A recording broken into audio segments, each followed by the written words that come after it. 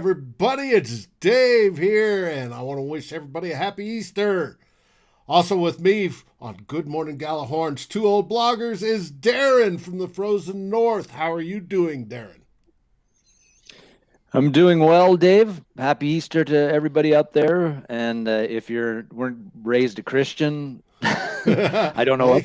And it's just another weekend to you. Well, happy Sunday to you. Yes.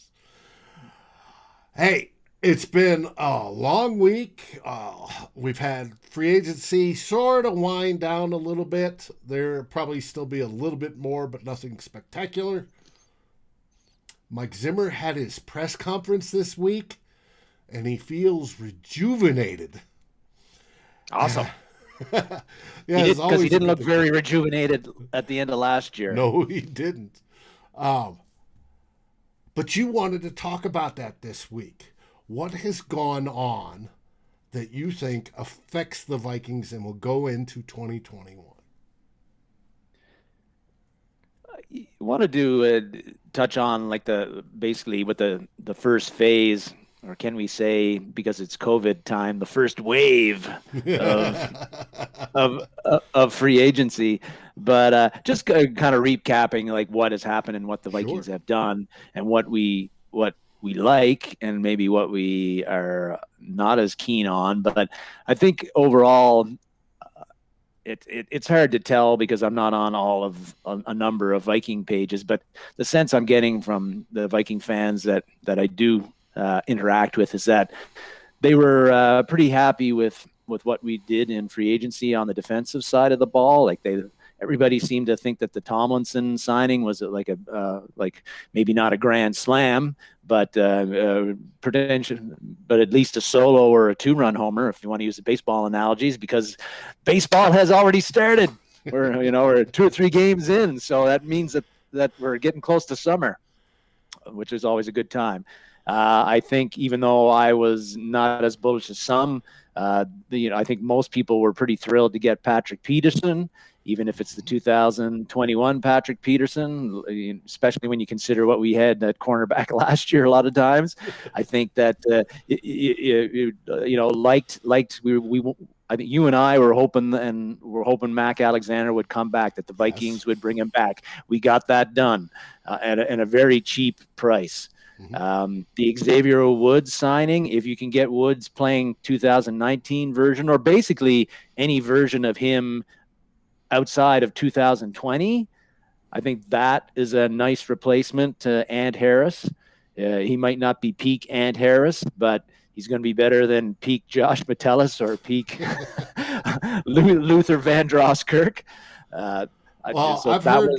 I've heard him comped as Sendejo, but without the blue on blue tendency of overrating, without injuring his own players. Mm-hmm. So Woods at the price he's at, and another guy that we signed like to a 1-year low cost deal. I'm good with that. I even thought that the Vigil signing, even lower cost.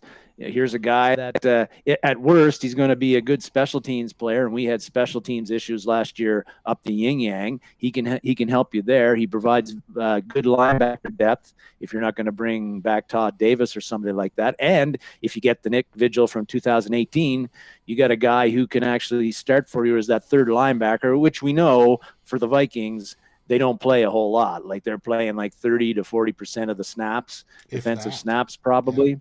Yeah, if that. And then, you don't have to, and you can let him compete with Troy Dye or another linebacker or two that you drafted this year. So I liked all those signings. Even the trading for Cole was, even though his grades were not very good as a center, but as a guard, maybe better. And you got him for a 6th-round pick. And that what's our record on 6th-round picks for the last several years? It's pretty poor. You're getting a guy who's played in the league, who started. He gives you good depth, if nothing else. And it's like getting a 6th-rounder that makes the team and can actually contribute. So I was okay with that. And we know that Drew thought that Cole was an excellent signing because he's from Michigan. So they did a lot of things to I think shore up the defensive side of things. Still some depth problems at safety. Still some depth problems at linebacker, and I'm not really still jazzed about. Depending on what happens with Hunter, we could have an issue at end. Getting Weatherly back was nice, just because I feel he's a depth piece, but I don't love him as a starter. But that's where DJ Wanham comes in. If he makes the leap, that's maybe where you draft a guy in the first round. If somebody comes up that you really value.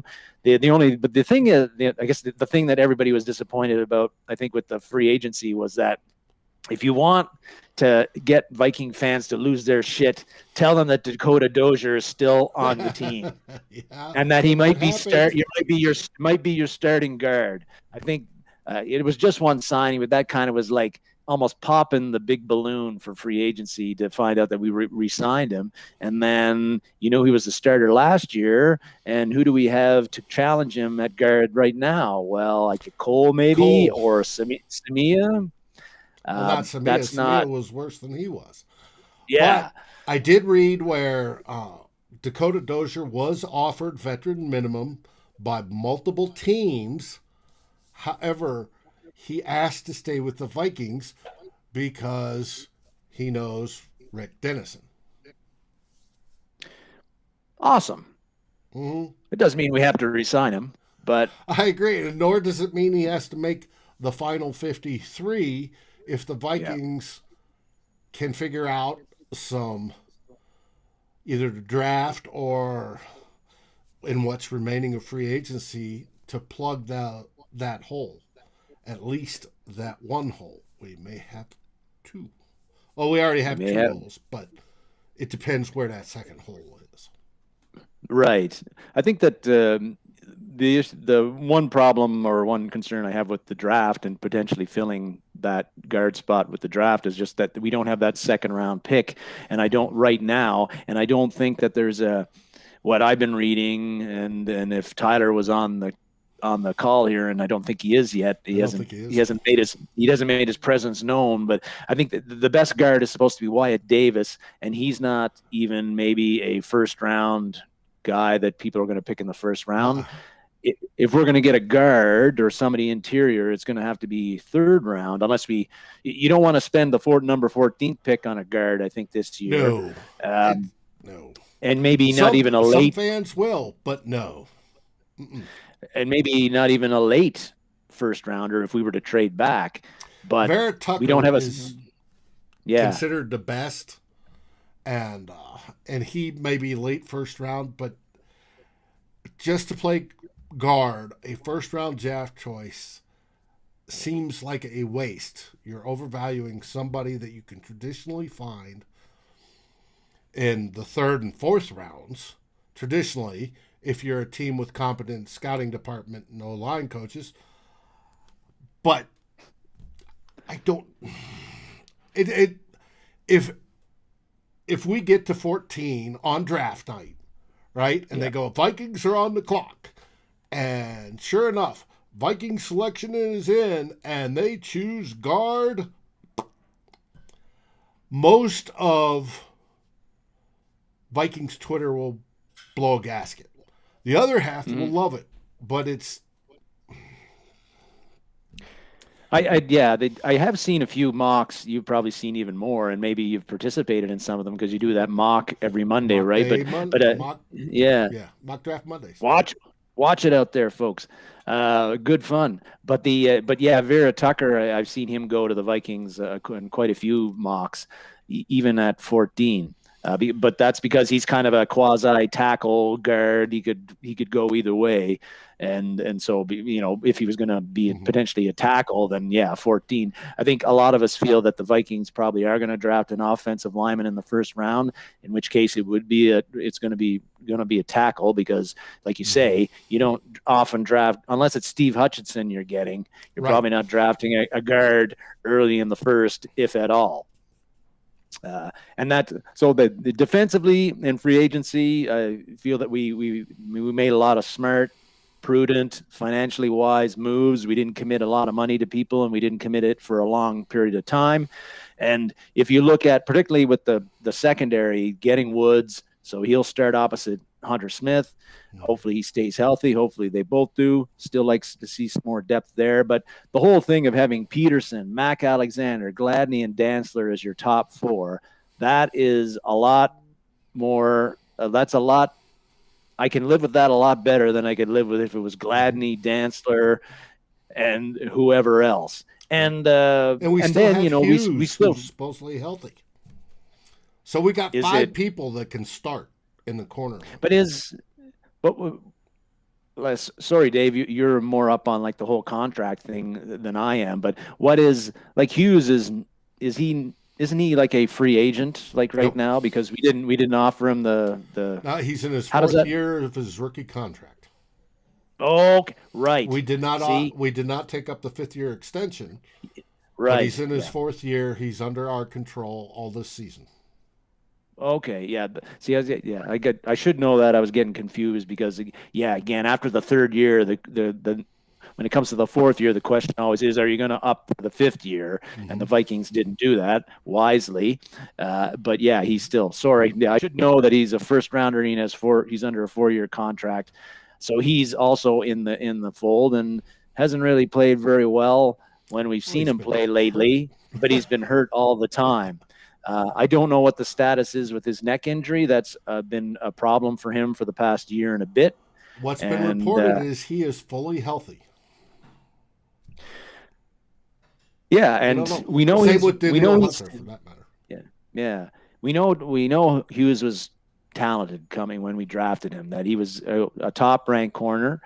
People disagreed with the Vikings drafting a corner at the time, but there wasn't much question, I think, about his ability.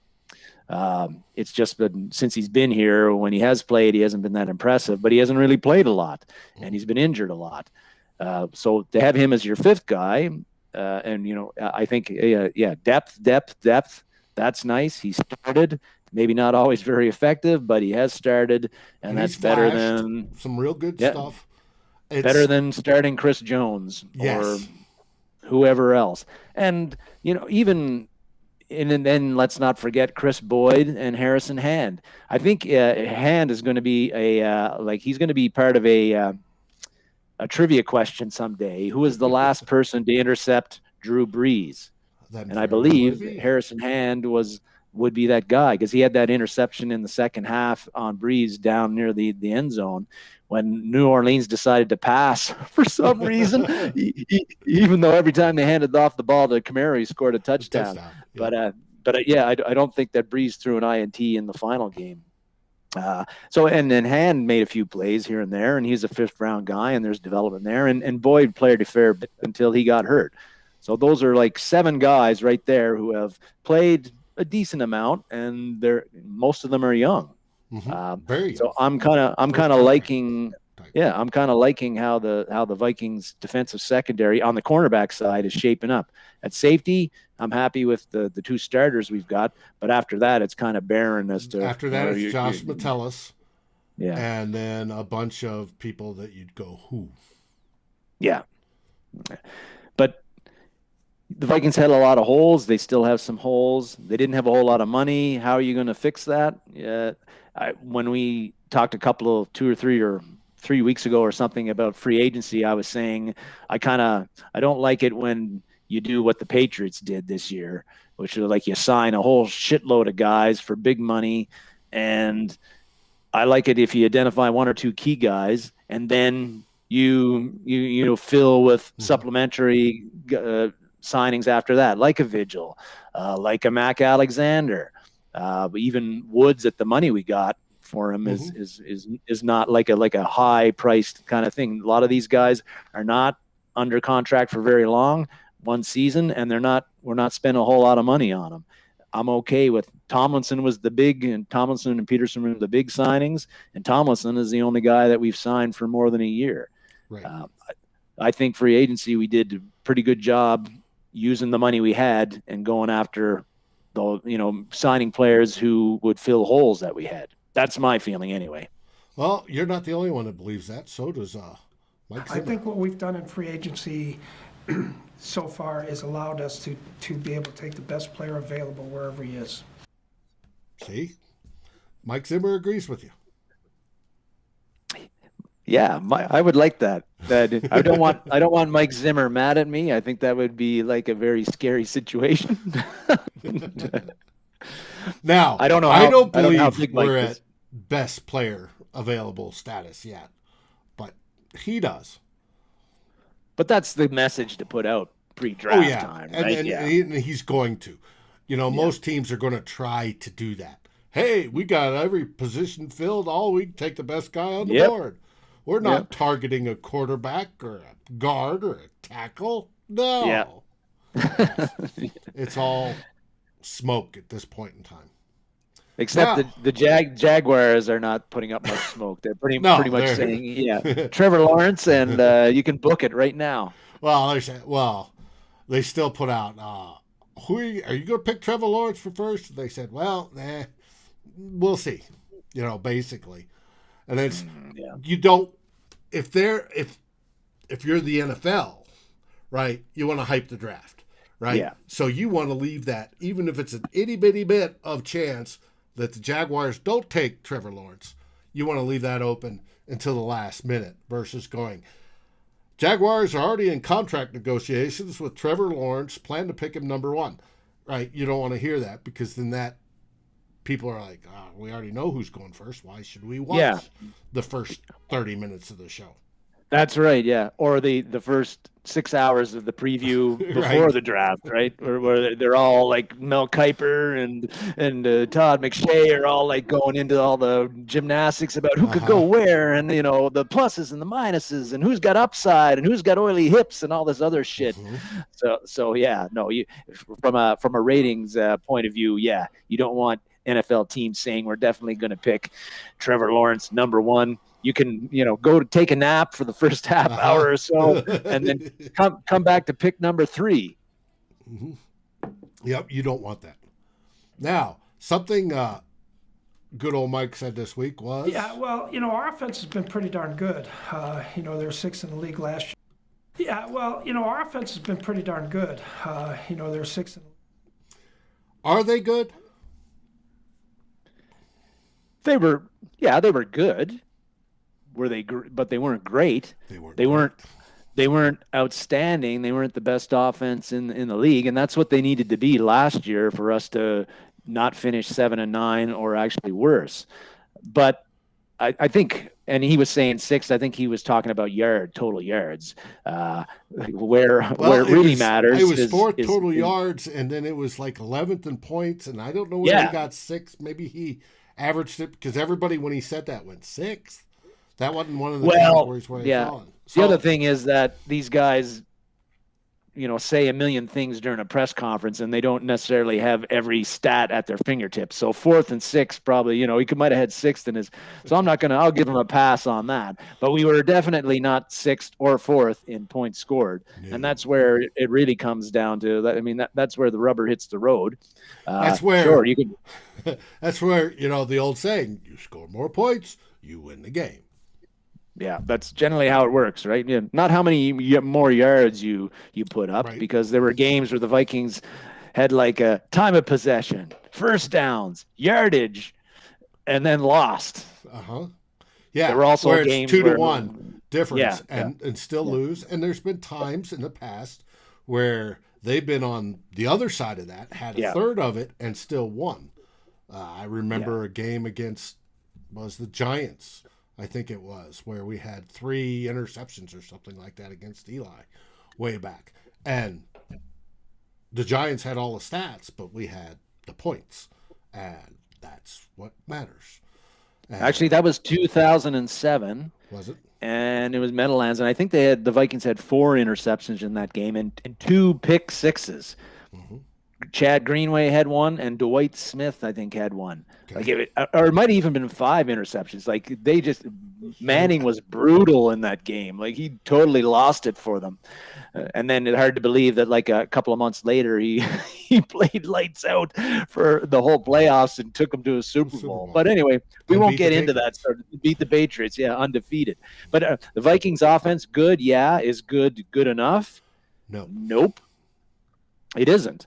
And that is the big challenge for the Vikings this year. Is what you can make an argument for, I think, now is that with the defensive additions that we have made in free agency, that if that could potentially being what's the old saying, a French word for not worth a damn or something like that. But potentially, if if it gets your defense to like the mid-teens, 15, 16, when last year you were ranked 27th or 29th, or depending on what, anyway, we were really bad. Yeah.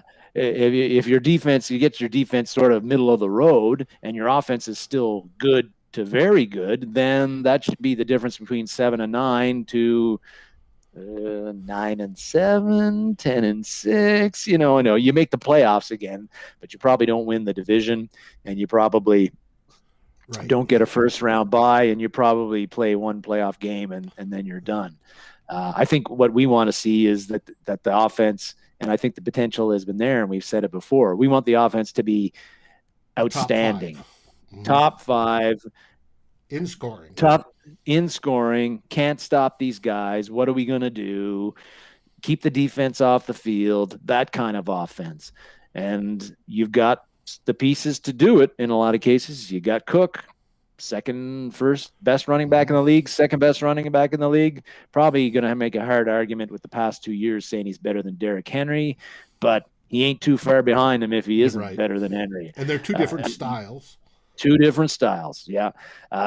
Cousins, we all have had our debate about that, but, hey, you could do a lot worse. Yes, we have many, many times in the past 20 years. J.J. Jefferson, man, what can you say? Kid's awesome.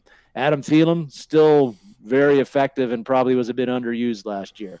Irv Smith, haven't seen the best from him yet, but I feel like we're going to. Haven't seen the best from him in a two tight end set. Yep. And he's going to be very motivated because he's going to be coming into a contract year next year, which he may not get the contract from the Vikings, but there's motivation to be definitely to play your best.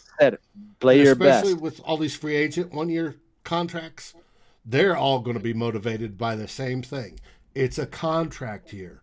Hughes, even O'Neal, for that matter, going for the extensions, going to want to do his best until he gets that extension. Their money and job security helps motivate the world round, not just in football. And if they can play better and they know they can have a bigger payday, they're going to. And that bodes well going into this season. Yeah, and one of the things that will make certainly, we don't want to downplay the defensive additions and what a difference that could make with how the offense could function, because last year the Vikings were like pretty close to worst as far as starting field position for the offense. They were, and also they were close to the worst as far as what the opposing offense got as far as starting field position. Now that's not a defensive thing so much. That's also partly special teams. But if your defense gets more stops sooner, then the team is going to not going to have advanced as far up the field. And if they do punt, your offense is going to get the ball closer to midfield. Yeah. Midfield, right? So not as many yards to chalk up, not as many first downs to get into scoring positions. Assuming we actually have a field goal kicker who can make a fucking field goal beyond 30 yards. But a better defense certainly, and better special teams coverage on punts and kickoffs will help the offense over the long term. But what I want to segue into as far as like offensive performances, Courtney Cronin had a good article, I think, this week based off of the Zimmer press conference from the week, where he was kind of saying, and if you haven't read the article, basically she was saying is that Zimmer got his way in free agency. He loaded up on defense. Pretty much all the signings of people they acquired were on defense because he knew he had to fix it. He got his way, but offensively, there's still a lot of work to do for the Vikings. And offensively, that work is, and correct me if you feel I'm missing anything, but the work to do is wide receiver number 3, even though we don't use them a lot, but you need to have somebody who can get the job done there. If Jefferson or Thielen get hurt for any Yep. amount of time. And we must recognize that Thielen is 30 now, and that and that as you get older, it's the tendency to get injured, especially at skill positions, I think is higher, and the recovering from it is probably tougher. At least that's what athletes say. It's slower. The older you get, the slower it takes to recover. Yeah, I think we can both say from aging, Dave, that it just slower is like the common theme on all of that stuff. Yeah, but the wide receiver number 3, at a lesser extent, backup quarterback, in the case that it would be nice if we actually had one. And we don't right at the moment. And then offensive line, like Courtney was I thought pretty harsh and fair about, because Zimmer kind of said, well, yeah, we don't have too many worries there. We got Rashad Hill, we got Oli Udoh, There's the quote.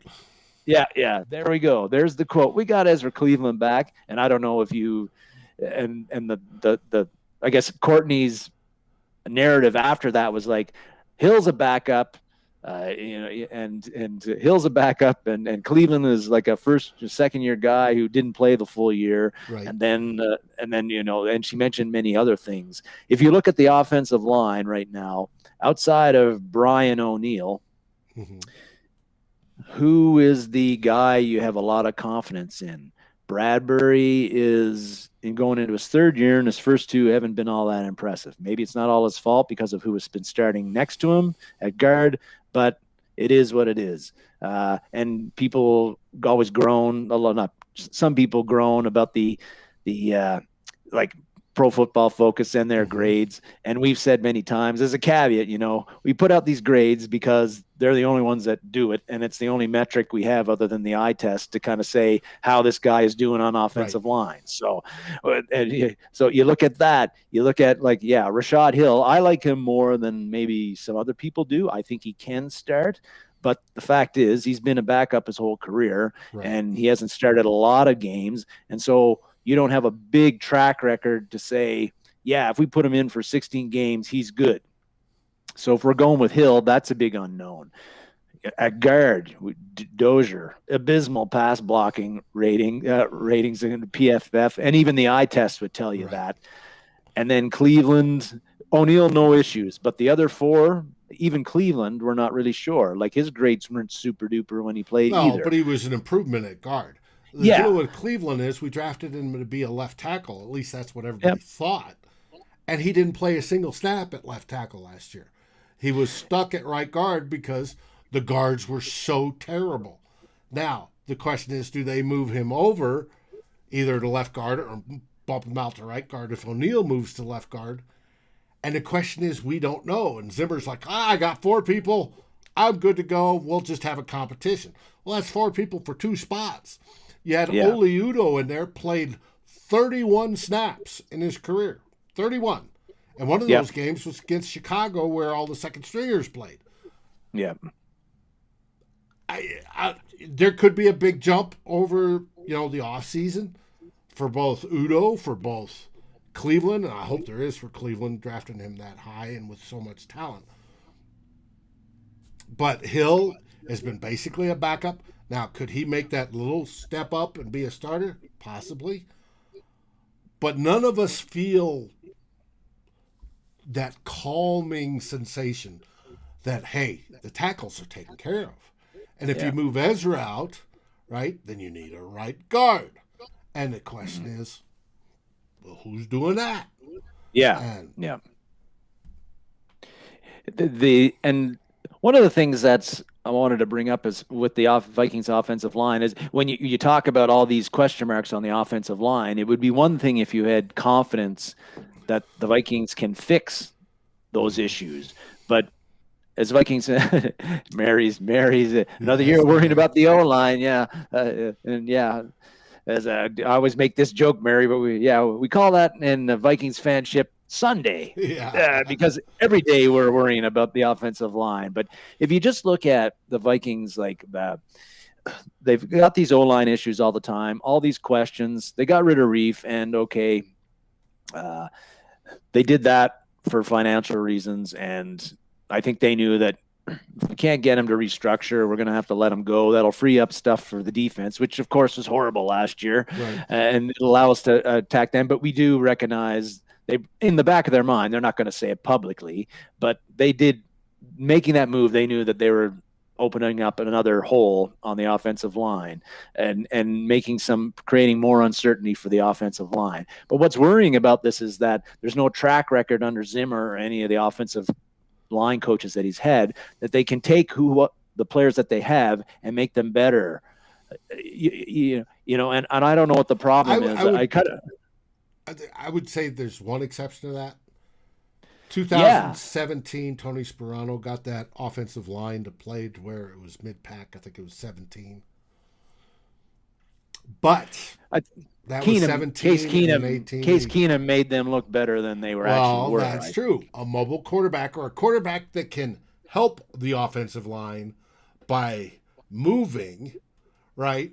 Just if somebody's coming up on that guard or that tackle or whatever, if that quarterback can step just a half a step, a side step over, he now puts that offensive lineman in front of that defender. That helps his chance. And that is one thing that the great and wonderful Kirk Cousins has not demonstrated the ability to do. That is something that Tom Brady does, an immobile quarterback, and some other immobile quarterbacks in history have all been able to do. And without that, you need a mobile quarterback that can get away. And I think Case Keenum was wonderful at moving out of the way, whether it be ducking a tackle or just sidestepping just a bit to see his receiver open and releasing the ball. He was, and occasionally, and we've also seen that in the teams he's played with subsequently, is sometimes he would duck and make some throws that you're like, why in the hell are you doing that?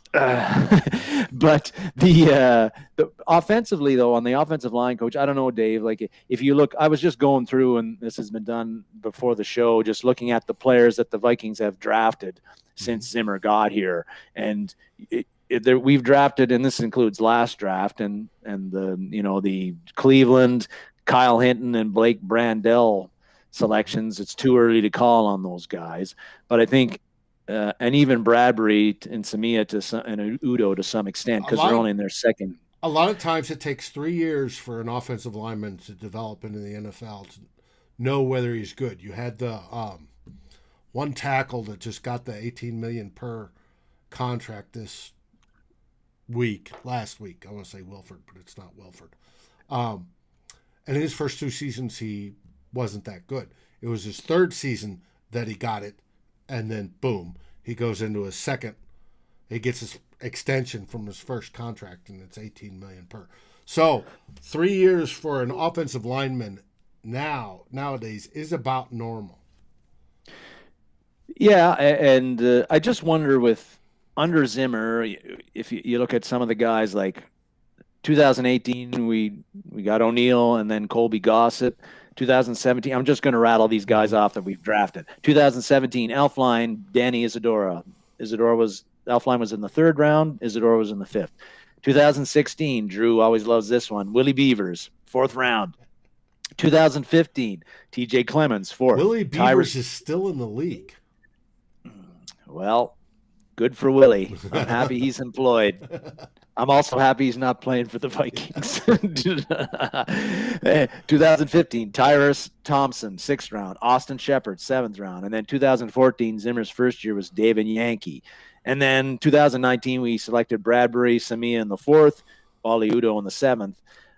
It's just, and last year, 2020 but that's 14 offensive line we drafted during Zimmer's time here. Really the only guy that you could say out of that whole crew from 2019 to 2014, O'Neal is the only guy that's really performed up to snuff, I would say. A lot of those guys aren't on the team anymore. And granted, a lot of them were drafted 5th, 6th, 7th round.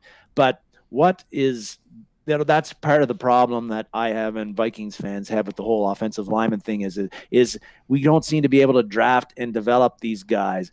So is it a coaching problem, or is it a scouting problem, or are they both problems? and we're just not. I think it's a little we're bit of just not both, but getting these. I'd put more weight on the coaching problem, because if you looked at all those drafts and you looked at all the mocks and all the evaluation, right, and all the evaluation on the internet, you're basically sourcing it out. Most of them concurred with, yeah, this guy is this good. He's a good take at this position. Yeah. And they agreed with that. Well, the Vikings take him at that position, and then they turn into nothing. That, at that point in time, is, well, everybody and their brother that does scouting on the internet says, hey, this guy's got some promise or talent. If they don't go beyond that, that's coaching, because coaching should be able to bring that up to the NFL standard and to grow it. If they haven't done that, it's absolutely on coaching, in my opinion, and I think that's the biggest weakness. So, Zimmer takes and goes, hey, this guy's my new offensive coordinator, and he gets to pick his staff or whatever. It's that whole process of how Zimmer treats the offense has been wrong and broken for most of his time here. And he knows, he talked about it, he's focusing on fixing the defense, and he wants to evolve the defense, right, yep, to the offenses. Well, if these offenses are giving his defense that much trouble that he's got to evolve, he should be going, my offense needs to do those same things that frustrate me so that they can frustrate other teams. And it doesn't seem that way. It seems like offense, and Mary asked, do we see any new changes from Spawn of Kubiak? I see some coming, Mary, but I don't see a whole lot. But too early to tell. Right. Really. But they haven't even done any workouts, right? You don't have all the guys you're going to have. Well, she's wondering specifically, are we going to see more from Kubiak? And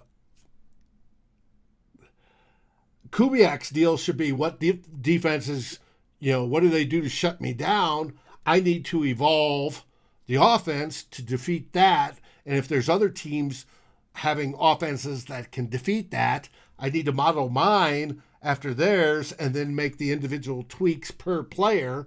All right, Kirk Cousins can't be as mobile as we want, so we need to refocus and put a little more effort on do this or do that. And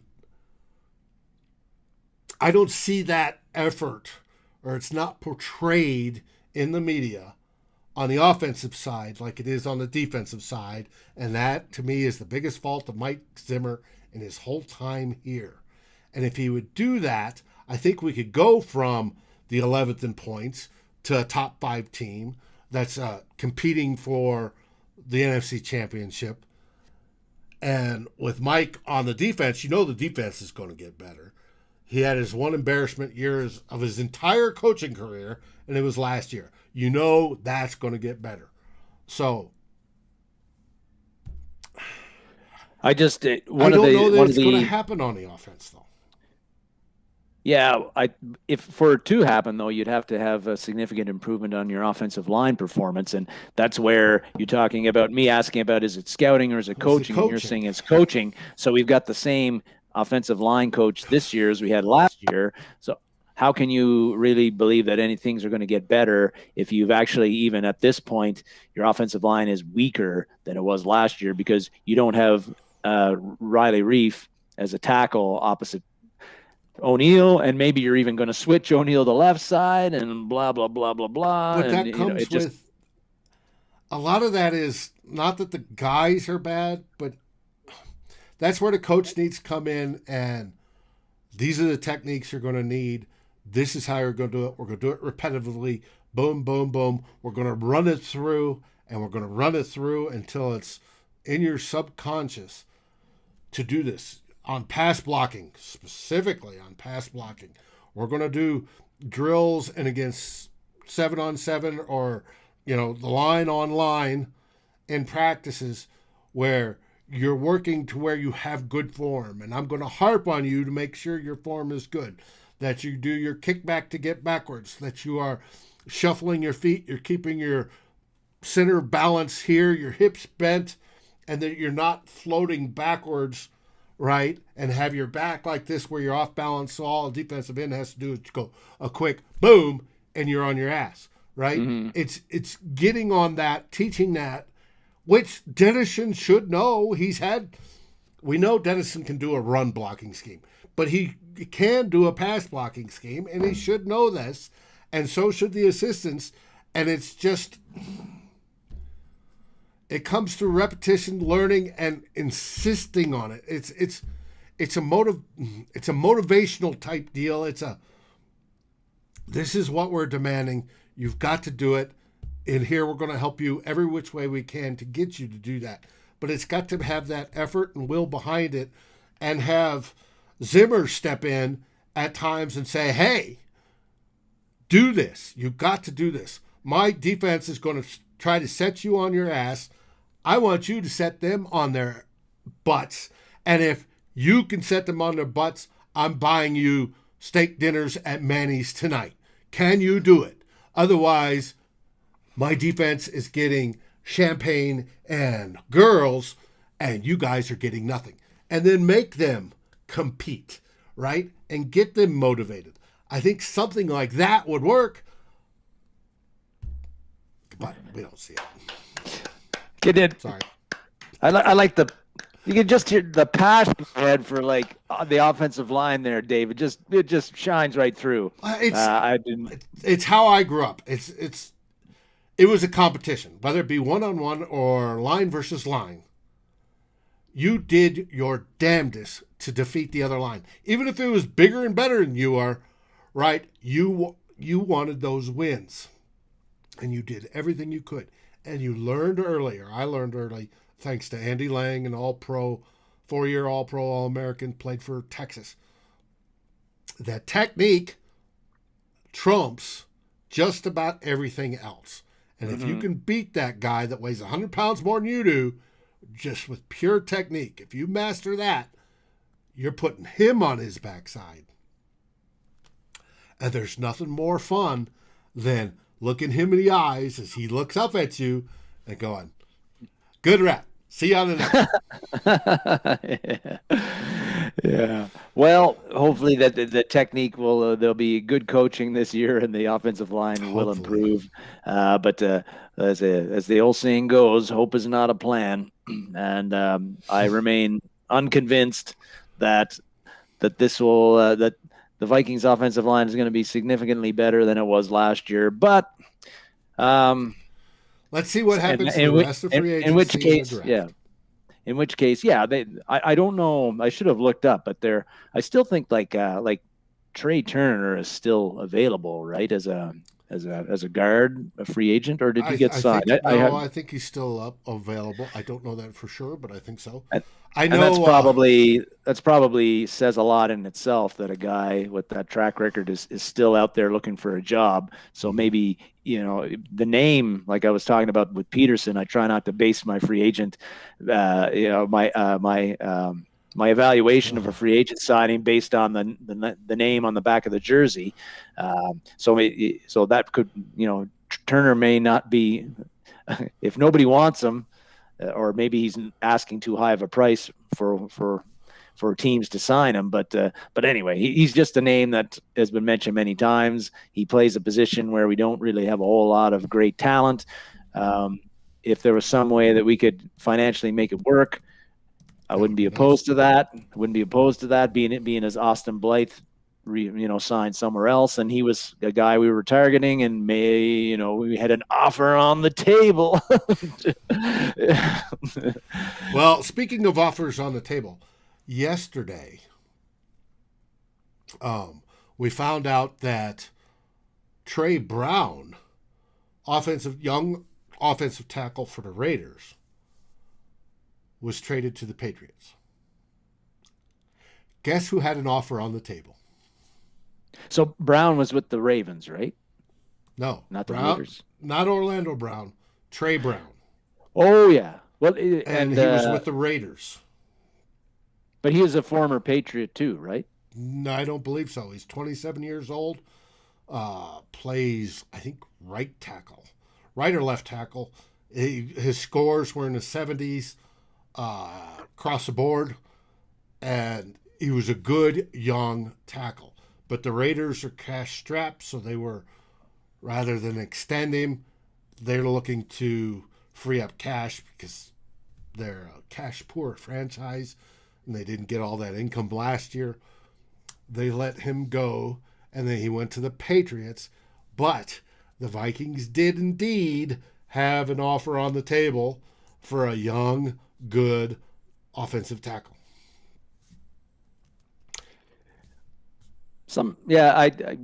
Sometimes you get the offer on the table. Sometimes you get beat out on those offers, right? And we don't know what the Vikings offered for that. And matter of draft choices, from what I read. I don't know what draft choices they were offering. Yeah, those draft choices. I think, that's. We don't know. It's possible that although the Patriots usually don't have a reputation for not getting swindled on trades, right. but if sometimes the asking price is too high and that it's somewhere that the Vikings aren't willing to go, I'm not knowing what they offered. I'm not going to be too hard on them for not getting Brown. Right. But considering we had a few less bullets than maybe we would have had last year, just because like a second round pick might have been something if you've got it, but you hadn't already traded it to the Baltimore Ravens for a guy that played for your team for 5 games. Maybe you could have offered that to them. But, and that goes down to the scouting department again, because they thought he was going to be the answer. And it turns out didn't mesh. No. Right? And so that purely on the scouting department, because they know how their team operates. Who knows? If somehow you had traded Brown for like our first and something else, I don't know how happy I would have been with that, and maybe I'm being a bit tackle. Maybe I'd be a bit inconsistent about that, because when we talked a few weeks ago about Orlando Brown and trading for him, I think I may have said that I would have been okay with trading a number 1 for him, because like you say, you're getting a starting tackle. So that's basically your draft pick right there. Right. Mm-hmm. But I don't know as much about Brown from the Raiders as I do about Orlando. So maybe it's more of a name recognition thing, but the Vikings had an offer on the table. It didn't get accepted. The Raiders took what they thought was a better offer. Mm-hmm. Game on, right? Right. That's how the system works. It's how it works, and at least we know that. I guess that indicates that the Vikings are certainly not content with where their offensive line is at right now, and not content that Rashad Hill could be one of the starting tackles, as opposed to still working it. And depending on, who knows, because these are all mocks, right? But I keep on going back to Kuiper. Not that Kuiper knows what teams want to do, but he had the whole scenario where the Vikings, Penny Sewell drops, and the Vikings trade up to get Sewell. And if that were to happen, it'd be like, that's like fist pump territory for Vikings fans, that you could get Sewell, who's probably considered maybe the best left tackle prospect in the past several years. Right. And then you could slide him in there next to Brian O'Neill. He's only 20. Boom, baby. Yeah. But he had his pro day this last week, and they said his arms are too short. They were like 33 and a half inches or something like that. His arms are too short. You can't have Vikings like long. They like their linemen to be long. You can't have a guy with too short of arms, 33 and a half. And PFF came out and goes, oh, what, like these? And started listing a whole bunch of all-pro tackles that were under 34 inches in their arm length. Yeah. If Sewell dropped within range and we got him, I would be extremely happy on air. And you would have to come on. Speaking of on air in the draft, we are, 3 weeks away? Less than 3 weeks away, something like that, or a little bit more than 3 weeks away, 3.5 weeks away. Climbing the Pocket Network is planning draft coverage all 3 days. all 3 days. From round 1 on Thursday, round 2 and 3 on Friday, and all of Saturday, we're going to be here. And one of those people that'll be popping on is the one and only Darren Campbell. And hopefully, if we trade up, if Sewell drops a little bit because they're mad about taking quarterbacks and pushing everybody else down the board, and he comes on, I want Darren to chime in that night. Call up. We'll have him on hold, and then boom, you'll hear Darren talk about, we got Sewell, and I'll be out here going, yeah. So I just can't wait to see what happens on the third day. What we don't have a 7th round pick right now, and Spielman traded one of our 2 6th for Cole. Yeah, but there's no way he's going into the third day with not like 27th rounders. Right. Yeah, like there's probably one of those 5 4th rounders we have is going to get turned into like a pick for next year, a 5 and 27 rounders. Yeah. You know, there's 2 things that are going to happen in this draft, guaranteed. One, we're going to do something to get a 2nd rounder back and have a pick in the 2nd round. And 2, Rick Spielman's going to trade something to get at least 1 7th, if not about 50 of them. Well, last year it was, I'm not going to say ridiculous, but it was just like from like the 4th round on, every time the Vikings are on the clock. Oh, the Vikings aren't on the clock. They made a trade. They traded back. And then it just went on and on and on and on. They did like 3 in a row of those, and people were starting to get upset. Mm-hmm. Now that's how we ended up with like 15 picks, but it was just. But if nobody beyond the 4th round makes the team, well, most of those guys were practice squad fodder, and it was just, I don't know. It just like, why would you? At some point, why do you even pay attention anymore? Because you know that the Vikings aren't going to pick when they're going to pick, right? They're going to trade back and pick 20 picks later or in another round. Or Vikings are on the clock. Do they keep it? Okay. Well, no. It was just last year seemed even more ridiculous than previous years. But it's all anyway, about Rick setting the record.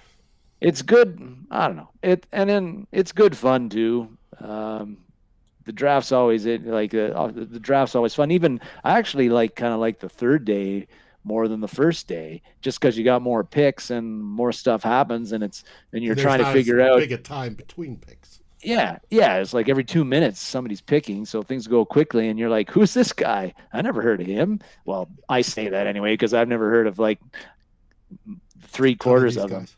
Yeah, there's like, oh, he went to Appalachian State. Awesome. I don't even. There's Where a is few that? guys from Appalachian State on the board.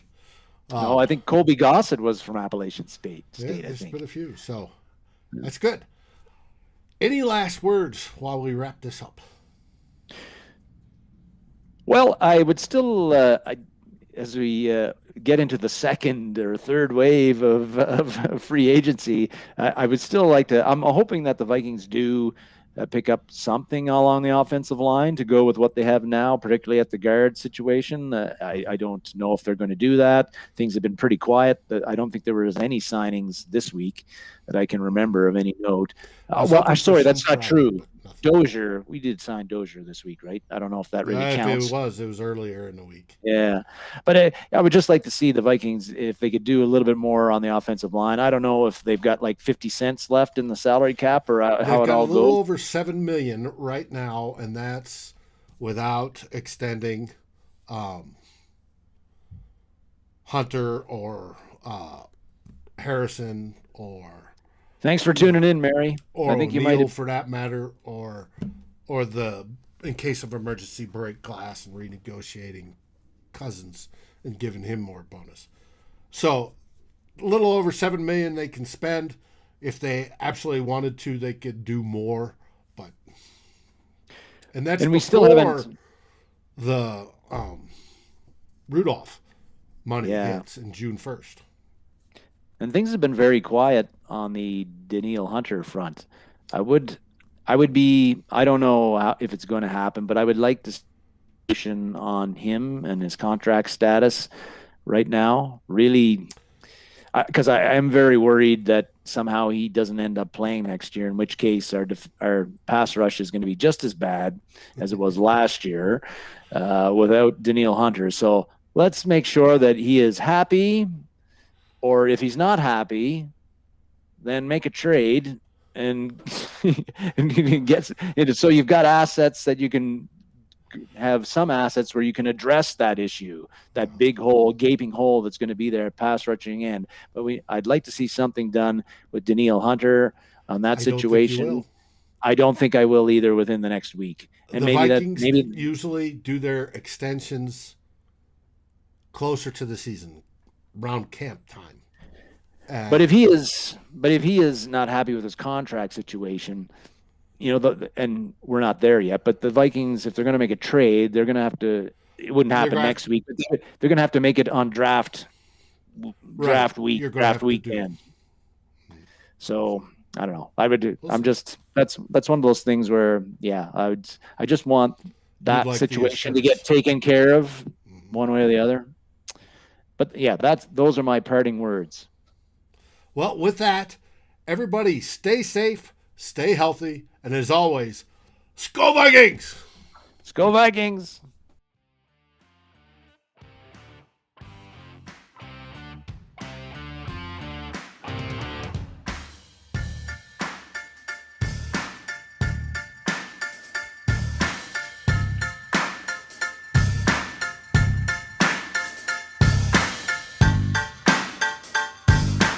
Thank you for watching or listening. As always, if you like, subscribe, and ring the bell for notifications. And if you're listening to the podcast, please rate us on your favorite aggregator. Skol, everybody.